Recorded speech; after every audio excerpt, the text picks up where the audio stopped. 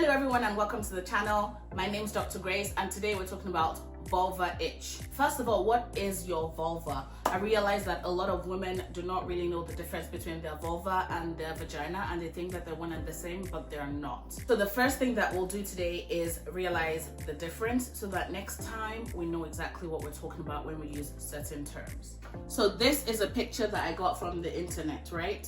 Ignore that term vulva cancer here and just focus on the picture. So this is the picture of a vulva, okay? The vulva is everything. You cannot see your vagina with your naked eye, okay?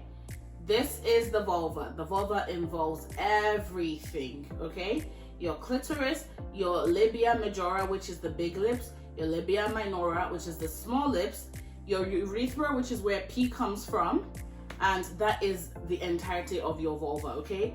Your vagina is in this hole here, but you can only see the vaginal opening.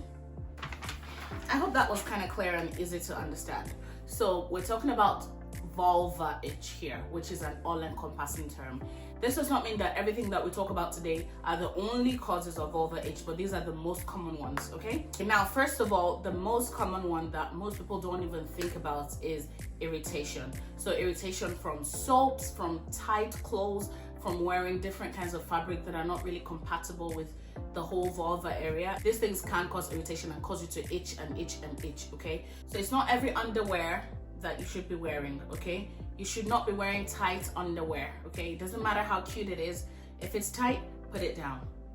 There's so many soaps on the market. Fragrance soap, it smells like watermelon. Your vulva does not need to smell fruity, okay? It does not need to smell like watermelon. It does not need to smell like mangoes. It's okay for it to smell natural. So you need to be avoiding fragrance products for washing your vulva. Your vagina does not need to smell fruity. So if that soap says scented with all these weird things, put it down.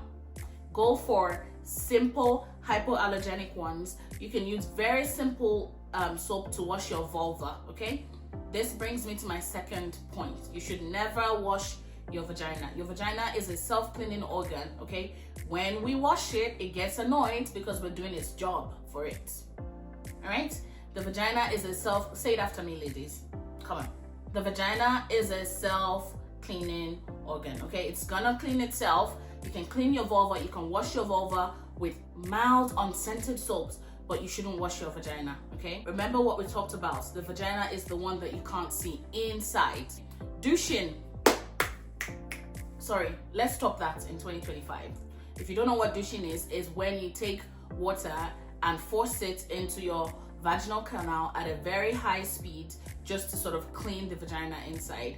This is bad practice. It's going to make your vagina smell. It's going to disturb your natural balance. So your vagina is going to start stinking. It's going to start itching. It's going to start bothering you because you're doing things that you should not be doing to it, right? The second thing that can cause vulva itch is vaginal infections. So infections like thrush or yeast infections and bacterial vaginosis. So a yeast infection is a fungal infection and it can present sometimes as very thick, white, like curdly kind of discharge. It's very, very itchy and sometimes it can look like cottage cheese. The discharge looks exactly like cottage cheese. However, even if you don't have a discharge, you can still have a fungal infection or a yeast infection or thrush, right? Now, the second kind of infection that we are talking about is bacterial vaginosis. So sometimes bacterial vaginosis can present as a fishy kind of discharge, like fishy odor. It's really very pungent and you just notice it as soon as you take off your underwear. Sometimes the discharge can be thick, sometimes it can be milky and watery, but yeah, that pungent smell is part of it and it can cause severe itch as well. Third thing that can cause vulva itch is skin conditions. So skin conditions like eczema, lichen sclerosus, lichen planus can be severely itchy. So these are all skin conditions that should ideally be diagnosed by your doctor. So any severe itch that's just not going away, the area is all red and inflamed, then you should be talking to your doctor about it. The fourth thing that we're talking about today that can cause vulva itch is hormonal changes, especially during menopause. So during menopause, the hormones are changing and they're fluctuating, and estrogen is reduced, and this can cause the vulva to be really dry. When the vulva is really dry, it can present as severe itching. It can be tender, it can be painful, it can feel you can feel a burning sensation when you pee. These things are all very uncomfortable. You can start with vaginal moisturizers that you can get over the counter. So vaginal moisturizers can actually alleviate some of these symptoms. I like Gynatrof and I like Replens and Repagyne. These are all vaginal moisturizers that I have tried with my patients, and I've had good reports from them. They do not have any estrogen in them, and they are just the basic ones that you can get over the counter. The fifth cause that we are going to be talking about today is other infections. So sexually transmitted infections like chlamydia and gonorrhea can cause vulva itch. Usually they come with a discharge, but sometimes they can be silent, and the only symptom that you get is an itch. If you want to be protected, please engage in safe sexual practices like having one partner at a time and using barrier methods of contraception like condoms. Other medical conditions that can cause vulva itch would be sinister things like vulva cancer.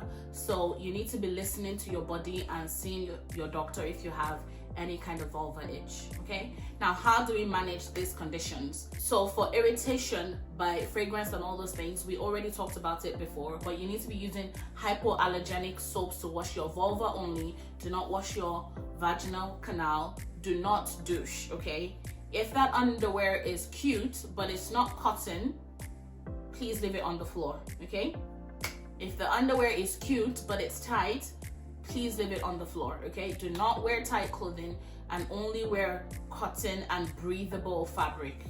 Another tip is at bedtime, go commando, sleep naked. Okay, so for infections like thrush, bacterial vaginosis, these ones require treatment. Most of the treatment for thrush can be bought over the counter, so you don't necessarily need a prescription. But because sometimes there can be an overlap of thrush and bacterial vaginosis, which have different treatments, you should be talking to your doctor so that they can do a swab and see the proper treatment that you need. For bacterial vaginosis, it usually requires an antibiotic called metronidazole or flagyl.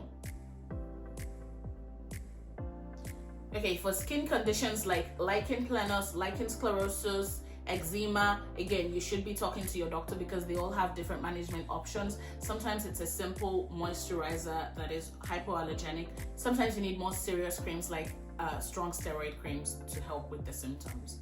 For hormonal changes that women go through during menopause, we already talked about it before, but vaginal moisturizers are a great first place to begin. Like I said, Gynatrof is great, Replens is great, Repagyne is great. These ones are all great. Simple lube is great for sexual intercourse because when things are dry down below, it can be very painful to have sex and you can bleed afterwards. So a good lubricant that again is heavily water-based and hypoallergenic, which means less likely to cause allergies because it is good for sensitive skin. Then those things are good to include in your practice. Now, my most favorite thing, vaginal estrogen, which I love vaginal estrogen so much. I think that it should be available over the counter, and we'll talk about that in a separate video if you're interested. But vaginal estrogen, I think one of them is available over the counter in the UK, but not in Canada and not in the States, if I'm not mistaken. But these things you can get a prescription from your doctor. Sometimes you need systemic hormone therapy for replacement. Again, you need to be talking to your doctor about this, but I personally love vaginal estrogen so much. So not everyone is a good candidate for systemic hormone therapy. Systemic hormone therapy basically means hormone therapy where you either take a pill or you have a patch or some gel. They basically provide the replacement for the estrogen that you're losing by virtue of you getting older, again, which is very normal, but not everyone is a good candidate for that. Vaginal estrogen is local estrogen. Very minimal amounts are absorbed into the system. It's very easily tolerable as well. So yeah, I do love it. So other medical conditions like STIs that we talked about and vulvar cancer, again, you need to be talking to your doctor because they do have different treatment options. For STIs, you would want to be taking the appropriate antibiotic and not just something that you are able to buy over the counter somewhere or that you got from your friend or from the internet. Okay, so you really should be talking to your doctor. Have I mentioned that I want you to talk to your doctor? Yes. Thank you. Thank you as you do so. So most importantly, you need to listen to your body. If it's an itch that lasts for a day and goes away, then maybe it's something that you've reacted to, maybe by virtue of the cream that you've used, and then you just know for next time to avoid it. But if it's a persistent thing, especially if it's keeping you up at night, then you should be talking to your doctor about this. Okay, I hope you've enjoyed this video, and I will see you next time. If you haven't liked or subscribed, now would be a good time to do it, and I will see you in my next video. Bye.